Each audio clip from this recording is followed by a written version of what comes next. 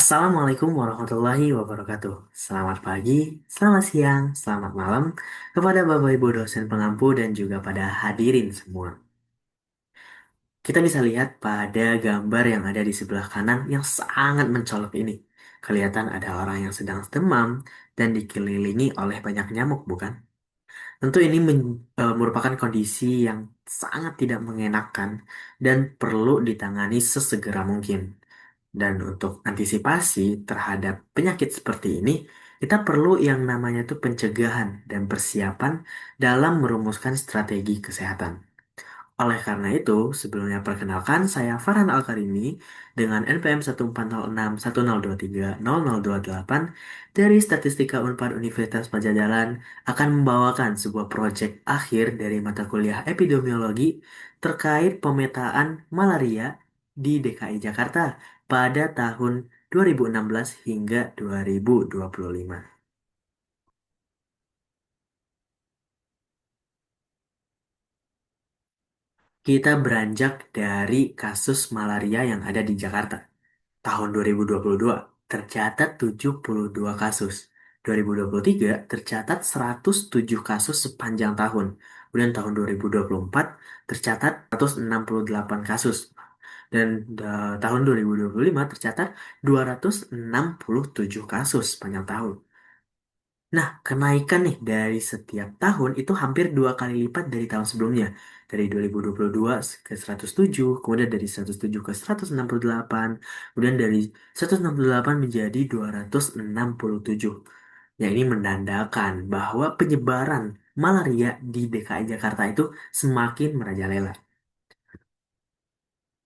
Nah, apakah bakal kita biarkan meningkat?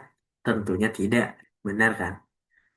Nah, pada penelitian ini, kasus malaria itu beberapa tahun ini terakhir itu mengalami perkembangan yang signifikan gitu, mengalami pertumbuhan yang signifikan. Terutama hal ini tuh sangat bertentangan dengan target eliminasi malaria yang diadakan oleh WHO pada tahun 2030 sebagai target.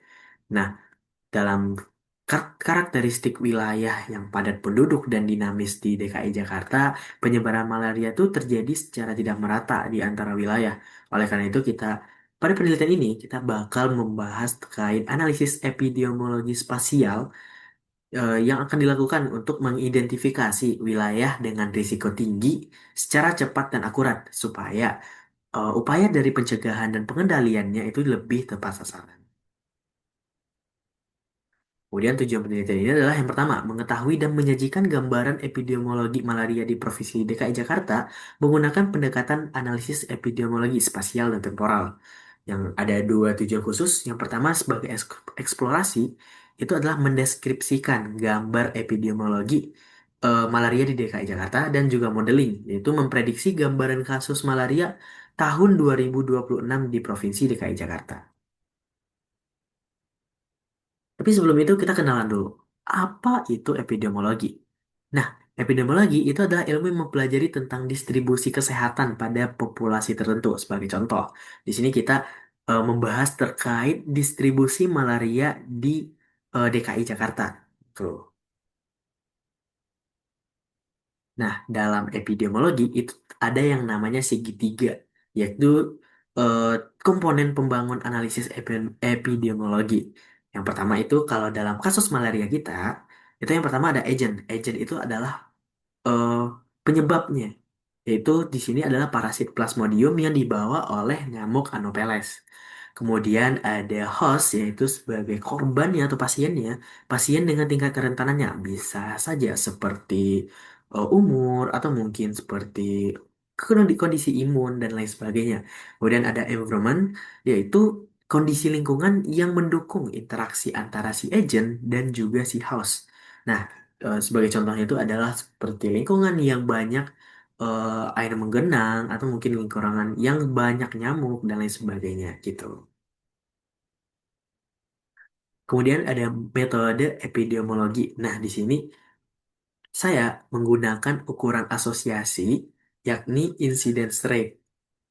Incidence rate ini adalah risiko terjadi kasus dalam suatu populasi dalam satu periode waktu tertentu.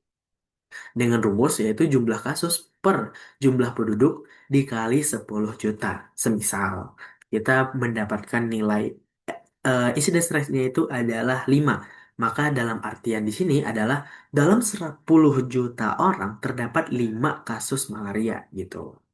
Kemudian untuk desain studinya itu menggunakan pendekatan studi observasional ekologi deret waktu, dan untuk pemodelannya kami di sini menggunakan pemodelan time series untuk menghitung incidence rate pada tahun 2026.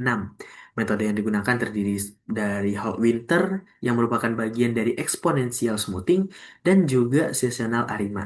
Model ini dipilih karena data menunjukkan pola musiman. Kita lihat datanya. Yaitu data ini adalah gambaran incidence rate malaria di DKI Jakarta dari tahun 2016 hingga tahun 2025 per bulannya. Jadi lihat itu ada pola naik, ada pola turun, naik turun, yang ini mengindikasikan bahwa memang terdapat pola musiman gitu pada data.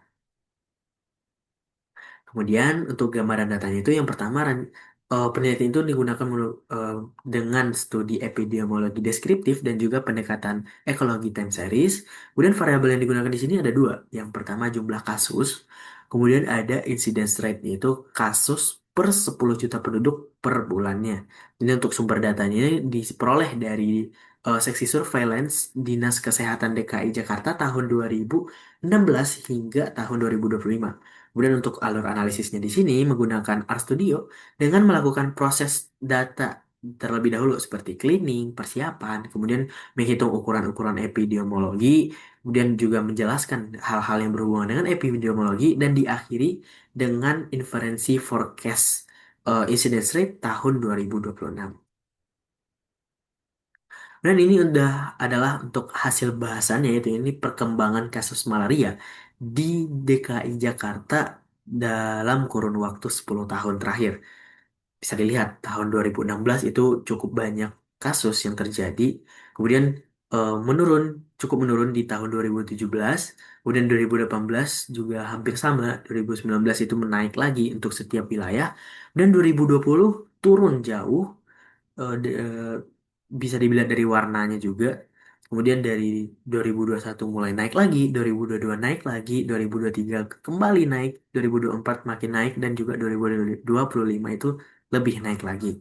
Bisa dilihat dari tahun 2016 hingga 2024, Jakarta, Jakarta Timur itu menjadi wilayah dengan kasus terbanyak.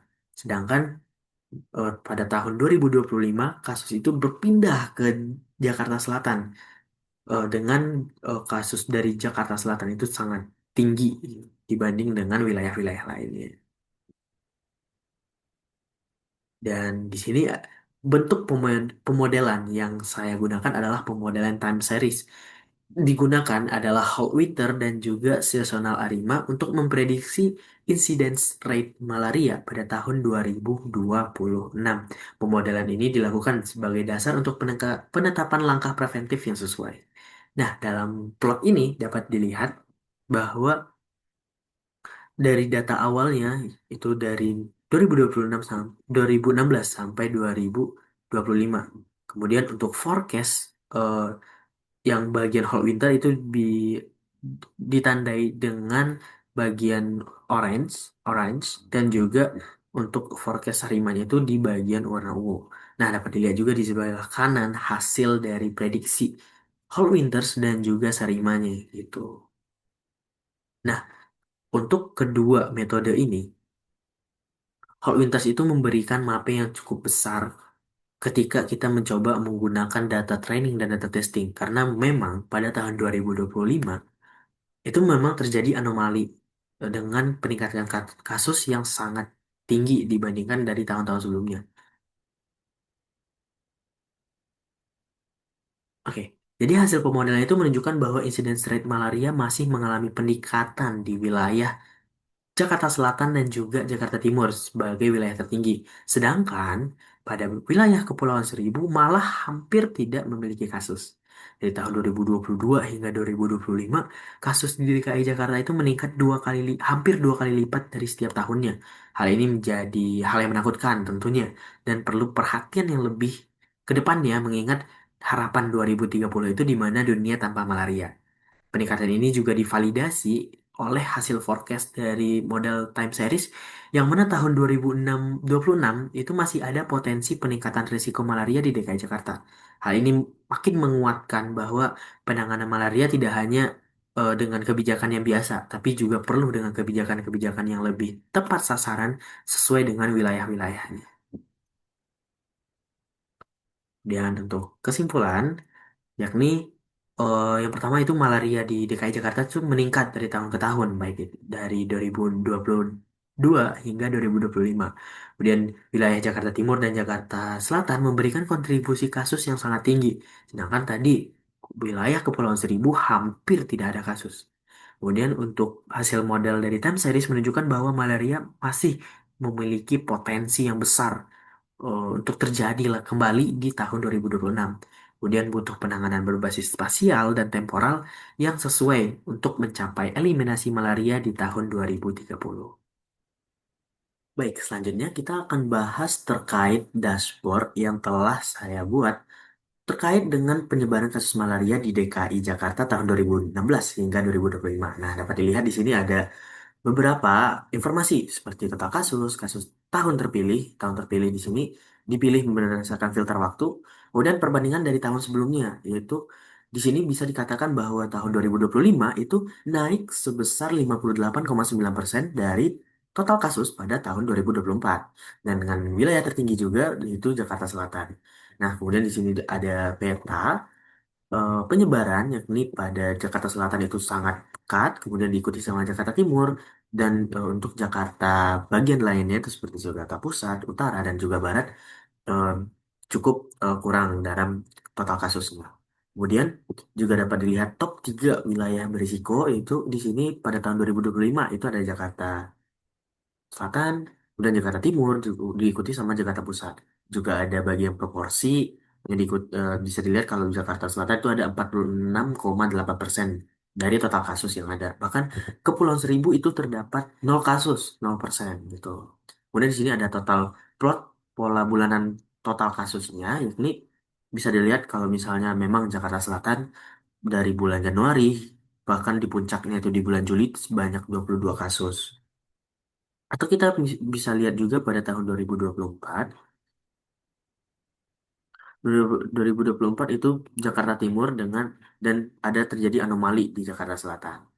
Kemudian untuk laporan epidemiologi, di sini ada segitiga epidemiologi dari malaria agent, host, dan environment yang telah dijelaskan tadi juga kalau misalnya agent itu penyebabnya, hostnya itu pasiennya dengan kerentanan seperti imun, usia, dan lainnya, kemudian environment yaitu bagian lingkungan yang mendukung interaksinya. Kemudian ukuran epidemiologi yang digunakan, ada jumlah kasus, ada incidence rate, kemudian ada di sini desain study, dan juga hasil dari forecast prediksi eh, IR tahun 2026. Nah, di sini bisa dilihat juga kalau misalnya Hall Winter itu berkisar antara 1 sampai 3, sedangkan Sarima itu berkisar di antara 2. Ini menandakan kalau Sarima itu lebih stabil, sedangkan Hall Winter lebih mungkin mengambil pola dari anomali yang terjadi pada tahun 2025. Kemudian ada tabel data.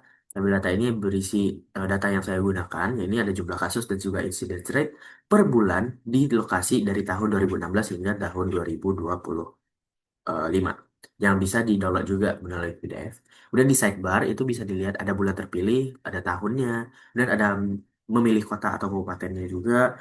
Kemudian ada metrik pemilihan metode forecastnya itu ada 2. Kemudian ada tema gelap dan tema terangnya, dan juga ada dokumen pendukung yaitu buka untuk laporan tertulisnya. Demikian penjelasan dari dashboard kita kembali. Oke, terima kasih untuk pembahasan terkait dengan presentasi isi dari laporan. Kemudian juga ada beberapa referensi yang saya gunakan untuk link juga dari dashboard dan juga peran AI. Peran AI di sini adalah sebagai dalam penyusunan proyek saya memanfaatkan penggunaan AI untuk menyusun sintaks, kemudian analisis dan masalah error yang ada pada sintaks, panduan adaptasi sintaks dan juga membantu mencari sumber bacaan yang valid untuk memecah kebingungan. Demikian, terima kasih. Assalamualaikum warahmatullahi wabarakatuh.